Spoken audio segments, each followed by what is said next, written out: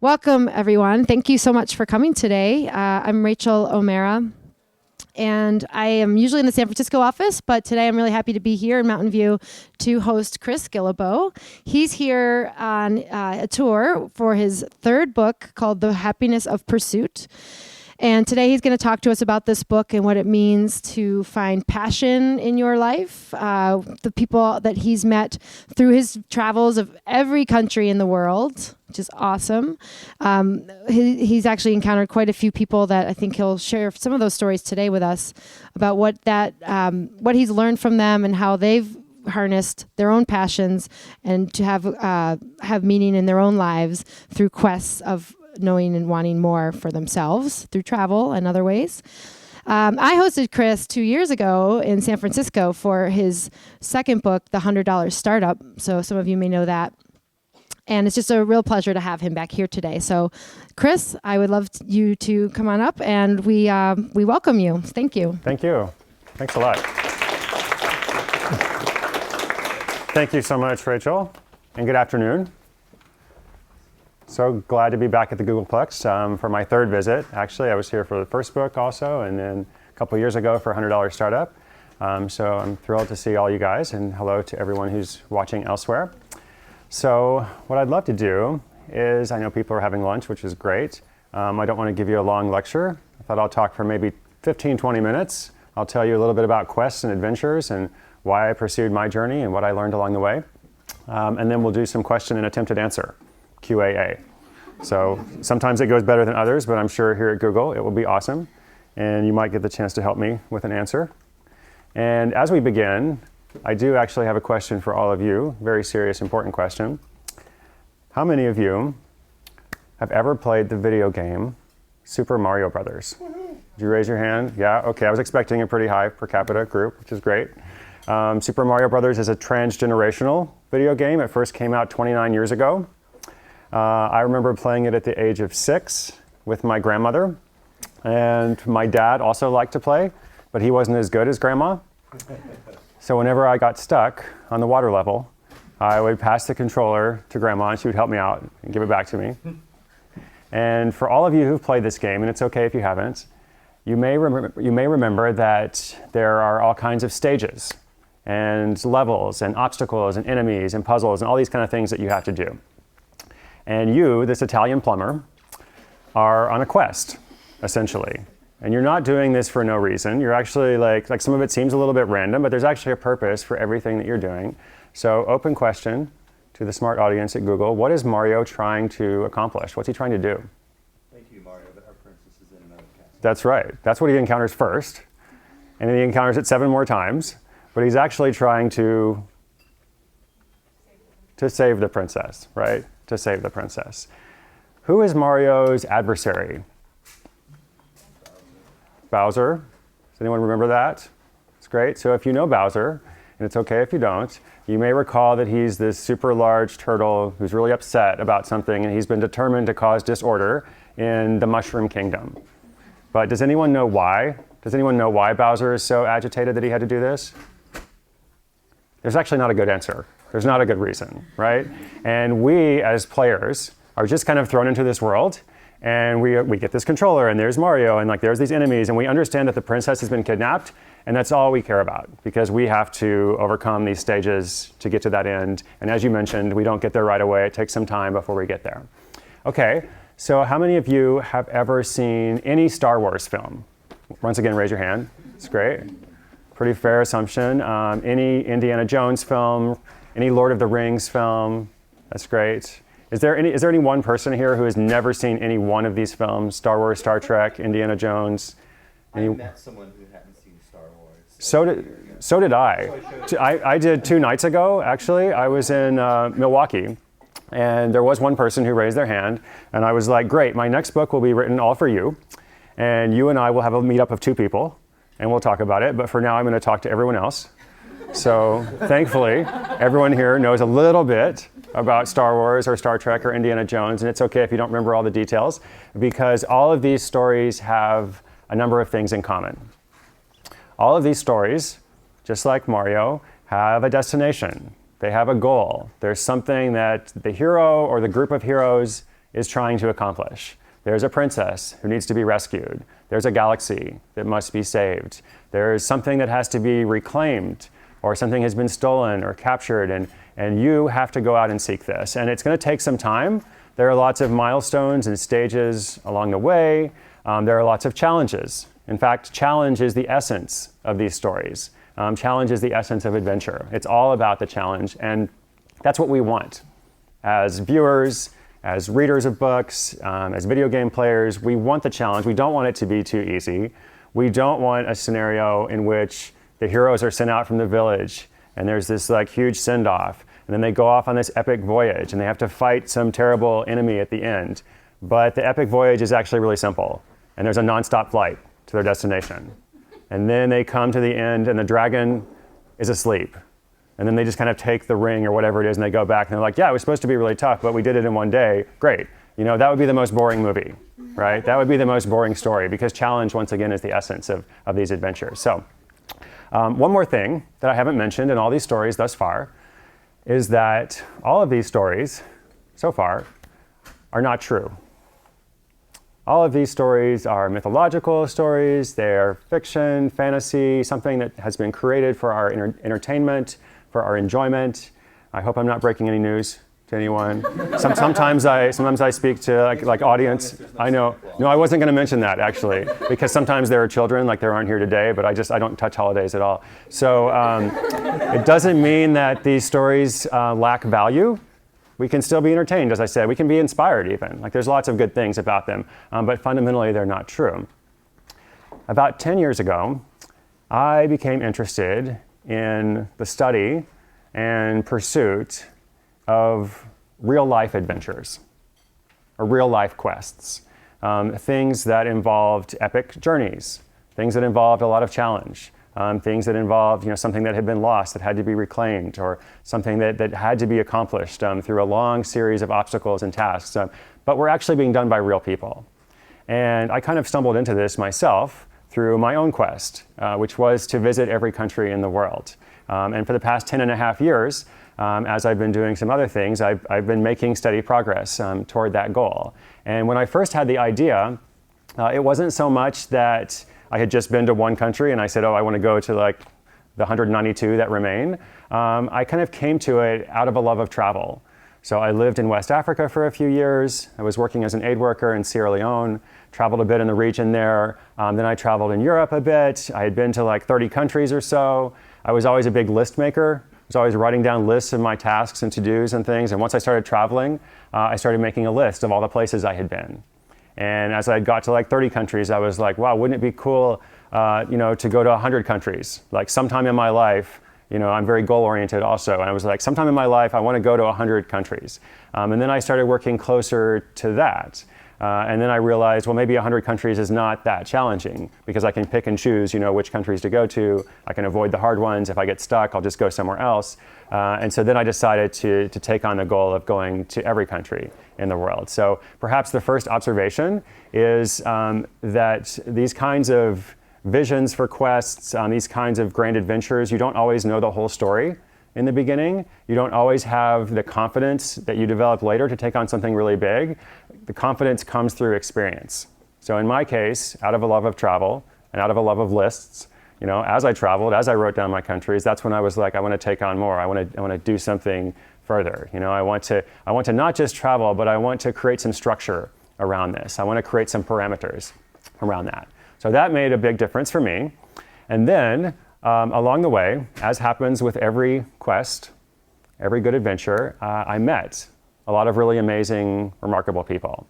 And I actually began this journey just as kind of a solo, independent traveler. I was super introverted. I didn't have a blog. I didn't have books. There was no public persona with any of this. And about halfway through, maybe about 70 countries in, actually, I started writing about it. And then just by default, I started learning from lots of other people who came along to participate or to read or to engage or to challenge me on something or to meet me somewhere in the world. And then by the time I arrived at the end of the journey, again, 10 years later, which was last year, I flew to Norway, my final country, number 193. And by the time I went there, it was a good representation of how the project had transformed, because I started just doing stuff by myself, and then at the end there were about 200 people who came along with me, and we had an end of the world party in Norway to celebrate not just the accomplishment of my quest, but all these different people who are doing fun things themselves. So I started studying quests and adventures and started to understand, okay, why do people pursue this grand journey? Even if it's not travel related, why do they choose to embark upon something that will change their lives, that will also involve a lot of challenge, as I mentioned, that may involve sacrifice or may require them to trade something off? Like, why do they do that? And what can we learn from that? How can we apply that to our lives, even if we don't want to visit every country in the world or do something like that? So I met a lot of people first doing some really just crazy, incredible kind of things. And I called these the oh my God stories. So I met a guy who ran 250 marathons in a single year. I met the young woman who's actually a teenager, or was a teenager, when she sailed around the world by herself in a small sailboat, becoming the youngest person ever to do that. I talked with a team in Brisbane, Australia, led by a classical music DJ who had spent about 28 years trying to produce the world's largest symphony. And this symphony required more than 800 performers, multiple choirs, lots of specialized instrumentation. It was just this crazy thing that hadn't been performed anywhere in the world for more than 40 years until they put it together. And so there were all these failures and missteps and things along the way until they finally produced that symphony to a sold-out crowd 3 years ago.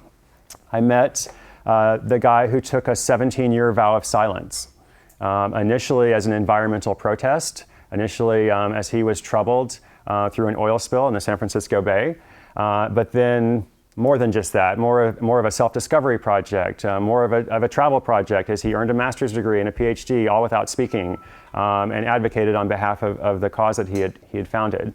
So I heard all of these incredible stories, but then I also heard a second group of stories that were more about ordinary people, just like me, doing really interesting things. So people who didn't necessarily want to take a 17-year vow of silence, who didn't necessarily want to sail around the world or whatever.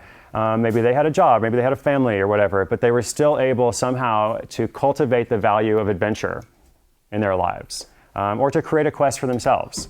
And so my favorite story in that regard is the story of Sasha Martin. And Sasha is a young mother who's living in Oklahoma now, but she grew up in Europe and some different places. And after she married and settled down, she had a daughter. She wanted to raise her family with an international perspective, but she wasn't able to travel. And so she was trying to figure out, how can I do this? How can I show my daughter a world beyond Oklahoma, even though I'm not able to take her to every country in the world or whatever. So Sasha had a culinary arts degree, and she decided to cook a meal from every country in the world. And so she created a quest for herself and her family, starting from when her daughter was 6 months old and first beginning to eat solid food. Her first meal is Afghan chicken, starting with Afghanistan A, and then going through the alphabet, country by country once a week for more than 3 years. And Sasha talks about how this quest has transformed her family's life. It wasn't just about food, it was also about culture, it was about people. They would spend the week kind of studying recipes and playing music from that country and maybe meeting anyone from that area who was either from that country or had been there. And then Sasha started posting her recipes online and inviting other people to participate, either for the whole project or just for a little bit in their own way. So again, she talks about how this has made a huge difference in her life because she didn't just decide, and this is the key part, she didn't just decide to cook a bunch of foreign food. She created a quest, and she had these parameters, and she had these specific things. Okay, I'm going to do every single country, no exceptions, right? So met all these great people. There are many other stories in the book and on my website, and I learned a lot of lessons. I'm a slow learner. It took me 10 years, but I did learn a few things, and I will tell you just 2 to 3 things, and then we'll have a conversation. So first lesson is that if you have a dream, if you have this crazy idea, you must believe in it, even if no one else does. So when I had the idea to go to every country in the world, that's kind of what it felt like. It felt like this crazy idea. It was like, this just sounds like totally ridiculous and absurd, but I couldn't stop thinking about it. And I realized that if I didn't pursue it, I would always regret it. And that knowledge, that fear of regret, kind of drove me to say yes. And I talked to lots of other people who used very similar language. There's a guy from Portland, Maine, whose crazy idea was to walk across America. And he wasn't even sure, like, how does that work? How much time does it take? Has anyone done this before? It was this crazy idea that wouldn't leave him alone.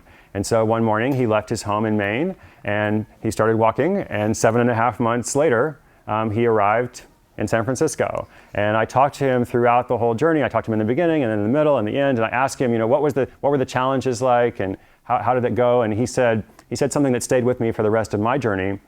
He said, there were lots of external challenges. It was hard on the body to get used to walking that much. Lots of things went wrong. There were some emotional challenges as well. He had just had a breakup and he was kind of processing all of this. He said, but what I realized about 2 weeks in, once I stopped complaining and grumbling about the whole thing, he said, I realized that my task was pretty simple. All I had to do was walk, essentially. And if I did nothing else, if I got up every morning and I made a little bit of progress, then eventually I would reach the goal. Eventually I would arrive in San Francisco and achieve that goal, reach that destination. And it sounded really simple, but it's kind of stayed with me for the final 2 years of my quest, because that's how I felt it was for me too. All I had to do was get to 193 countries. And I had my list of countries. And I was making progress. And if I got stuck somewhere, eventually I'd have to overcome that challenge, but I could go and do some others first. And I liked the logical, analytical progress of it. It's something that related to me. So just keep going. You have to believe in your dream, even if no one else does. Second lesson, discontent is a very powerful force for positive change. So a lot of the people that I talked to kind of came to their quest or their project out of a sense of discontent, out of a sense of being unsettled.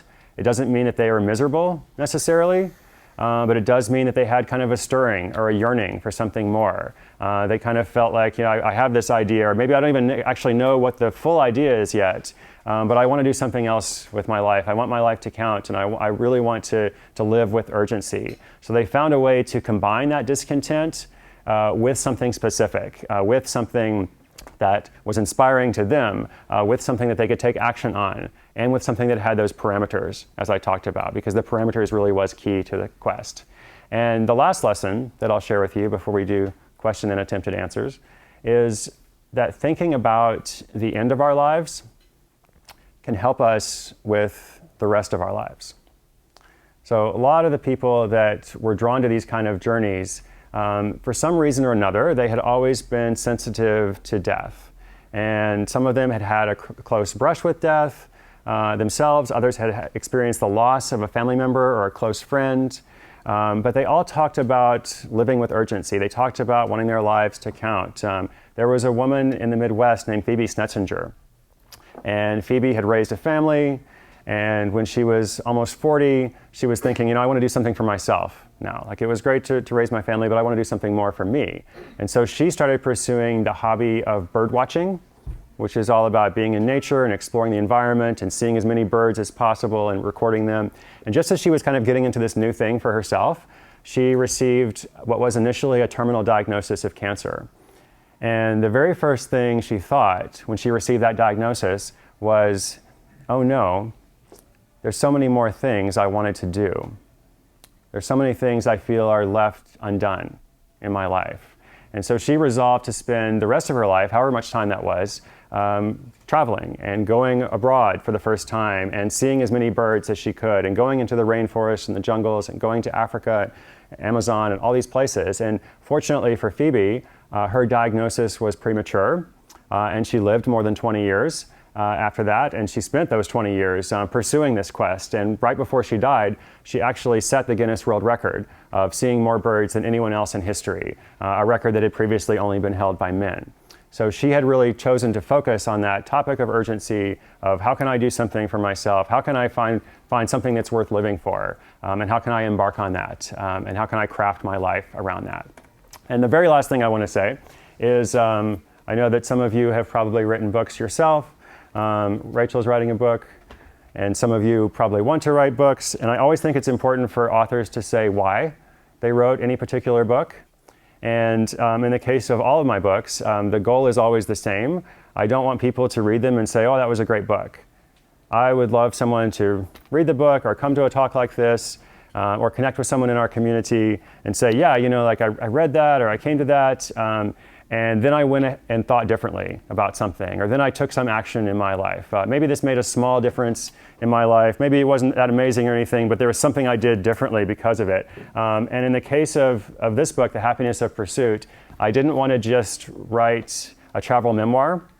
I didn't want to just say, like, here are Chris's stories of like traveling the world.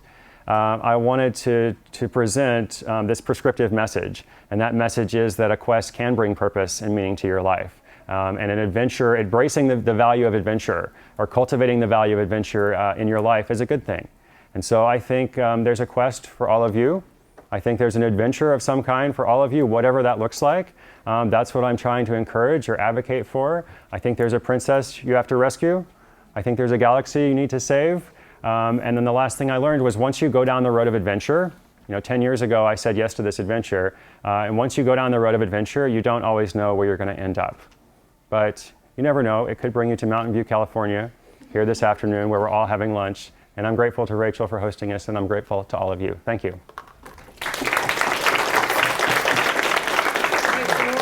Questions, and I'll ask to just pass this mic around so that we can capture you on audio for the live stream and on video.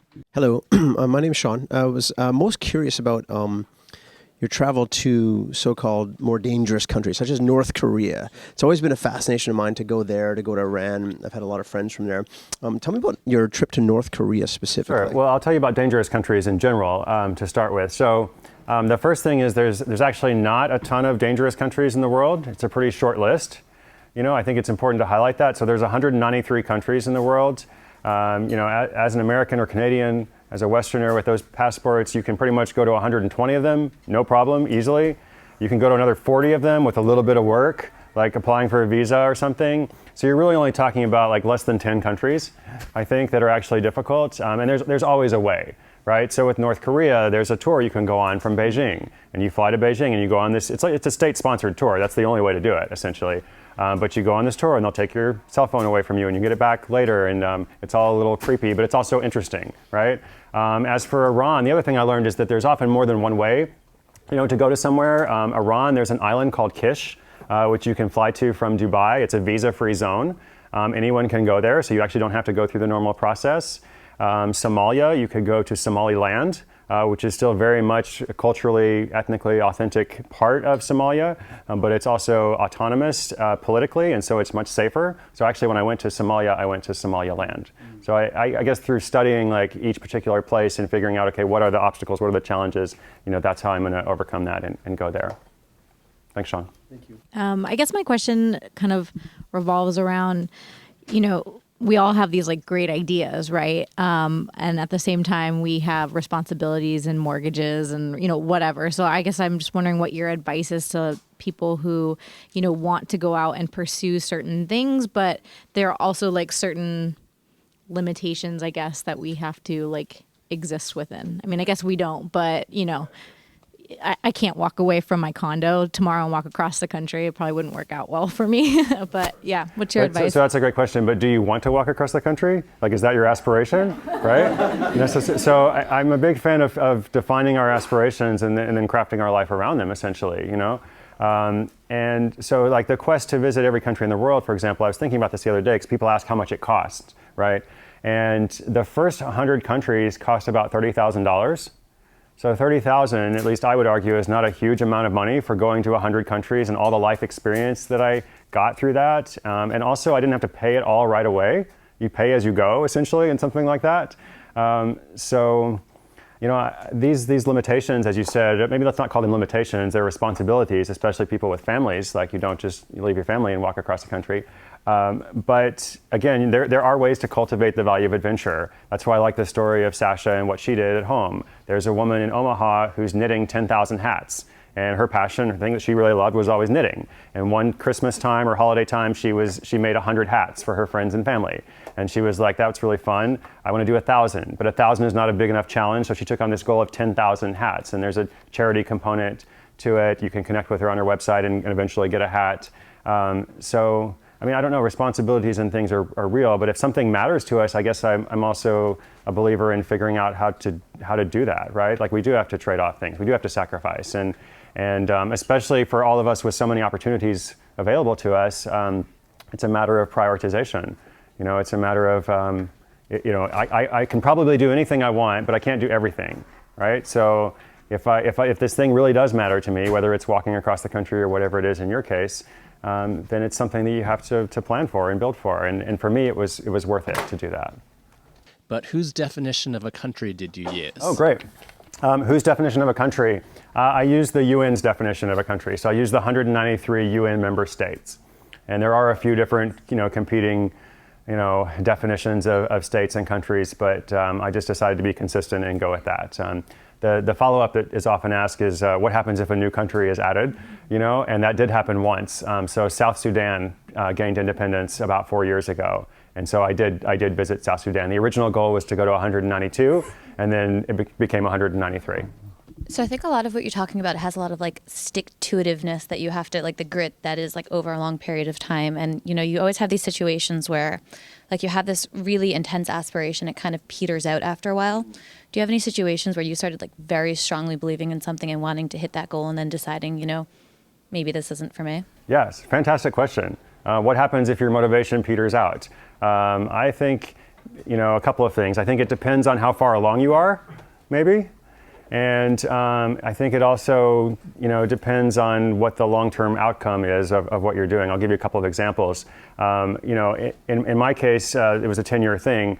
So I think if I had decided to, if I didn't have motivation in year 2, I think the best advice would be just give up, right, and do something different, and that's okay. Like, I think it's terrible advice to say never give up. If you're doing something that sucks or you don't believe in it, if you don't have the motivation, why continue, right? And I think it's totally normal to change course and do that.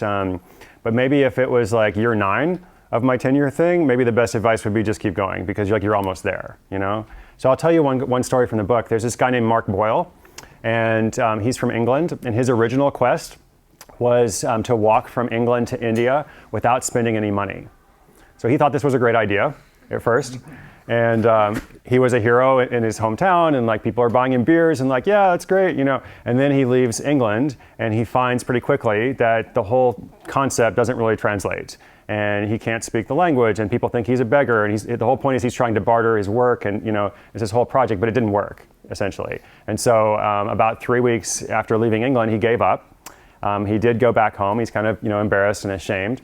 But then he started thinking, okay, what was the underlying value of this goal? It wasn't really about walking to India without spending money. What he believed in was this world without currency, or at least he believed in this idea that some of us at least could live in a world without spending money. And so he adjusted his quest, and he decided to live in England for 3 years without spending money.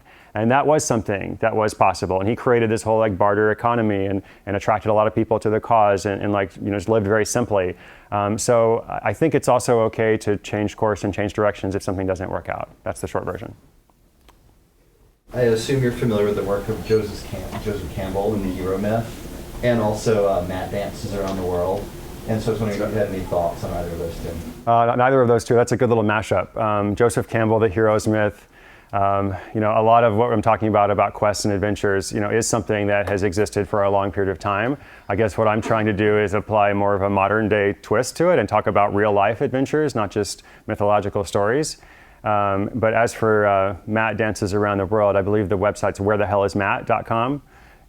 He's had a wonderful quest of not just, gaining fame and notoriety, but exploring culture around the world and dancing. I don't actually know him super great, but I think it's a fun project.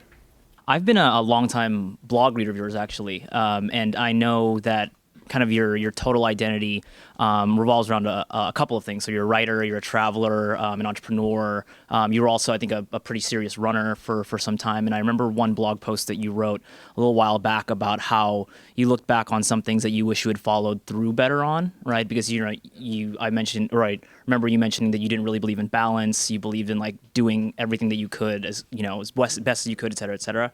And so on the topic of prioritization, I was just wondering what principles you used to prioritize and deprioritize these aspects of your identity, and how you deal with kind of the struggle of wishing that you had maybe followed through on something, another part of your identity more so while you were prioritizing writing or traveling. That's great. Thank you for sharing that. And thank you for reading the blog as well. I appreciate that. I don't think I could say I was ever a serious runner. You know, I was a pretty serious 5K runner. You know, I would run 3 miles like really seriously. I mean, I ran some marathons, but it was hard. Yeah, I mean, not everything worked out super great, and lots of things I do kind of wish. Oh, I wish I had built that better. You know, I did have to like make a lot of trade-offs, and as I was kind of coming to the end of the quest, then like my business is doing well, and I have all these different opportunities to do things, and I'm really good at starting things. I'm not so great at seeing them through, right? So these are all these like weaknesses and strengths. I guess what I loved so much about the 10-year quest was I always knew what to do next. And I would go away at the end of the year, and I would plan my year, and I'd look ahead at all the different projects and everywhere I wanted to go and everything I wanted to do. But I had this constraint. Maybe I'll use the word limitation again, but in a positive way. I had this constraint of like, okay, I have to go to 18 countries next year. And again, just like Nate walking across the country, all I have to do is walk. All I have to do is keep making progress in that. So the quest was an anchor. It was like a foundation for all of that. And it even though my identity, just like everyone's identity, is complex and we do lots of different things, it was a perfect like central point from which I could do a bunch of other stuff as well. So then I came to the end and I don't have the quest anymore, and it's more complicated. But that's the short part. Now that you've iterated once, I want to know if there's any place where you feel you have some unfinished business that you feel a need to return to? Any unfinished business? You know, the great thing about traveling is you don't have to do everything all at once. And there were like a number of places that I went to and I was like, oh, I would love to spend more time here or something. But then the whole point was I can go back. Like I knew that. Like I wasn't troubled by only being in a place for a week or something when I wanted to be there for a month. So I don't know if it's unfinished business, but there's a number of places in the world that I felt a special attachment to that I hope to return to. So a few of those would be Bhutan in Southeast Asia. Had a wonderful experience there. Macedonia and Lithuania are two really small European countries that for some reason I just had a great time at and I would love to return to. I haven't been back to West Africa in a number of years since I was living there. Would like to return. And I also just like the process of travel. I actually, and that was a good thing basically since I was always traveling. So I liked the coming and going to places and being in transit and motion. And it wasn't all about the destination for me. It very much was about the journey. Yeah, so my last day at Google is Thursday. Not to make this about me, but I kind of have unstructured quest in the works. And one of the things I'm most afraid about is being alone traveling. And I wonder if you can talk about that challenge in particular and maybe how you dealt with it. Sure. I think traveling alone is wonderful. I really do. I mean, I have traveled with others. I've traveled in groups, and I think it's good to mix it up and do things differently. But I kind of like traveling alone. And I think when you travel alone, like, you know, you experience sometimes a kind of loneliness that is not always bad. You experience an isolation in some ways that it can be helpful and reflective. And you also don't have to be alone if you don't want to. I mean, these days, like this interconnected world with couch surfing, you know, with social networking, lots of meetup groups everywhere, like anything you want to do, you can. But I also think maybe it's good to try it out a little bit on your own. Mm-hmm. You've traveled on your own, haven't you, Rachel? Yeah. Did you have a good experience? Yeah, I've traveled like a 2-month Euro on my own and here and there in India, and I would say just kind of go with your gut and do a little planning. Like I like to do like a framework and then be like, all right, I'm going to go in and try it from there. Mm-hmm. Yeah. That's great. Go for it. Congratulations on your transition. Yeah, all the best. It's great. I was curious about setting a goal for your quest. Is it, would you can do it two ways. One is you either set one big goal, like climb Mount Everest or get a dream job, or a bunch of smaller, incremental wins along the way, and like climb 10 mountains. Sure. How would you think about both of those? How would I think about both of those? Well, I guess I like them in tandem. I guess the general principle is I am pro goal, right? I am pro parameters. You know, there's this good story in the book about a woman named Elise Blaha-Kripe, who's a serial crafter, and she makes all this stuff and she shares it with the world, and she's incredibly prolific. And her whole advice is, she says people are always telling you to think outside the box. She says, my advice is to get in the box, basically, and make yourself a box. Like, make yourself these parameters, these goals, whatever. Again, it's not something that's being imposed on you. That's really the clear point. It's not like someone saying, here's your goal, here's what you should do. No, it's you. It's the things that you select for yourself. But I believe there's so much possibility, in those parameters or in those constraints, as we talked about. So whether it's like my goal is to climb Mount Everest, or maybe it's the 10 mountains or something, and stages are also good. So stages are milestones, the levels in Mario Brothers. For me, it was like 50 countries, 100 countries. Then it was like every continent. Once I finished, all of Africa, that was a big thing. So I do think it's important to celebrate small wins along the way. What advice do you have? Okay, great. So writing a book, was that part of the quest or something that came afterwards? And for those who want to write a book, what advice do I have? I don't know if it was part of the quest. It was like, what was your name again? Jay. Jay said something about how I don't believe in balance.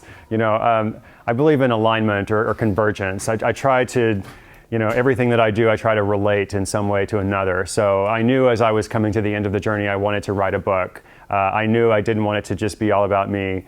But I don't know if it was part of the quest. As for advice on writing books, there's a lot we could say about that. I would say, I can start with some mechanics and say the mechanical thing that helped me the most for writing books over the past few years is to have a quota. Again, a rule or a parameter. And I had this quota of 1,000 words a day. And if I'm in a book writing mode, it's like, okay, a nonfiction book is about 70,000 words. So I can write about 1,000 words a day. Obviously I'm not going to write every day, and there's going to be a whole editing phase. There's all kinds of other stuff that comes later.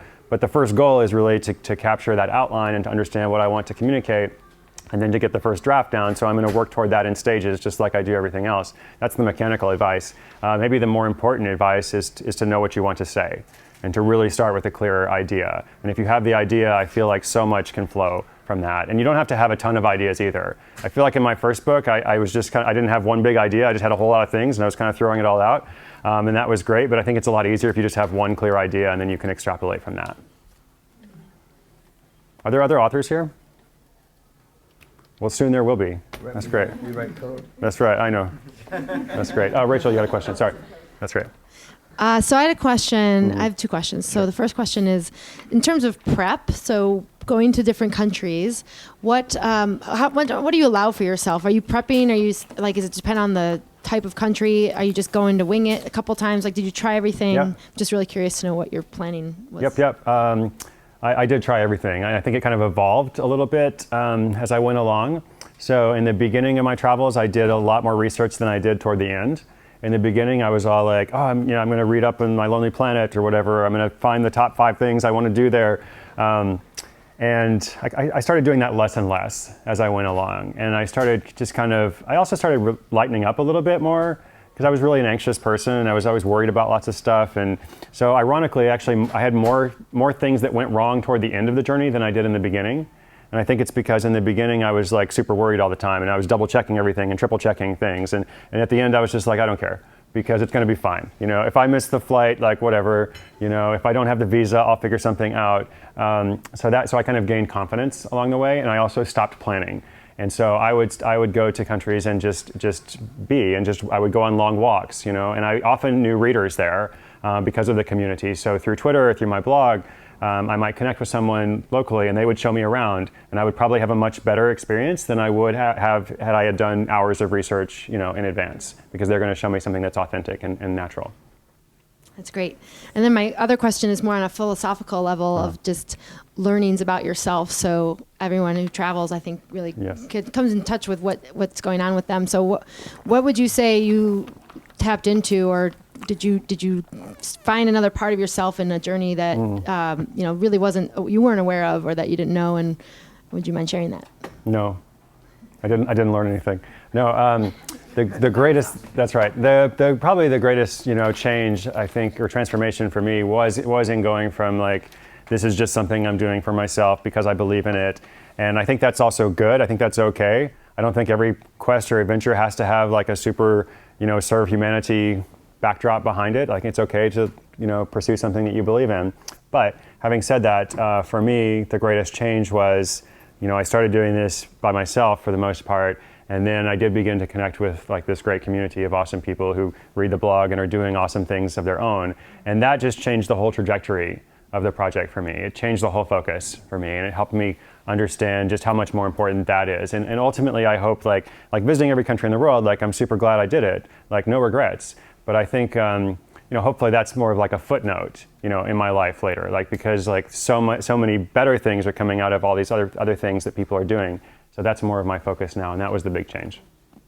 I heard about that guy that walked without talking for a while on NPR. It felt like for some reason it felt like I knew him after I heard the article, the audio article on him. Tell me about your experience with that guy. That guy was John Francis. Yeah. He's, as I said, he's an environmental activist. He has a project called Planet Walker, and he actually has a new project with an Indiegogo that's happening now. He was, as I said, he was initially disturbed by this oil spill, and his first goal was actually to stop using motorized transport. He was like, I'm just gonna start like walking everywhere and not taking cars. And he did that for a while, and then he felt like he was having to explain himself all the time, and he felt that some people were kind of offended at his goal because he felt like that he was judging them or something. That's what they perceived. They thought because he wasn't taking cars, they thought they were bad or something for doing so. So he just decided to kind of cut that whole thing out, and he did a silent retreat for like 2 or 3 days, and then decided to keep going. And he did that for a year, and then 2 years, and then it went on for more than a decade. And he traveled with a banjo, so he started walking across America, and he enrolled in a graduate program, and he learned all these different ways of communicating with people. So he's got an interesting story of his own, but you can learn more at Planet Walker. Here's what your interaction with him. My interaction with him was he speaking? He was speaking at the time, yeah. I wasn't his first words or anything. Yeah. I think he called his mother first. He decided to call his mother, and he's he's just a very gentle soul, as you would expect, but he also has a great sense of humor. We do this event every year in Portland called World Domination Summit, and he was actually a speaker at that this year. So there's a video up online if you want to see. Yeah. Thank you so much, Chris, for coming today. Thank you. Thank you, guys. Thank you so much. Thank you.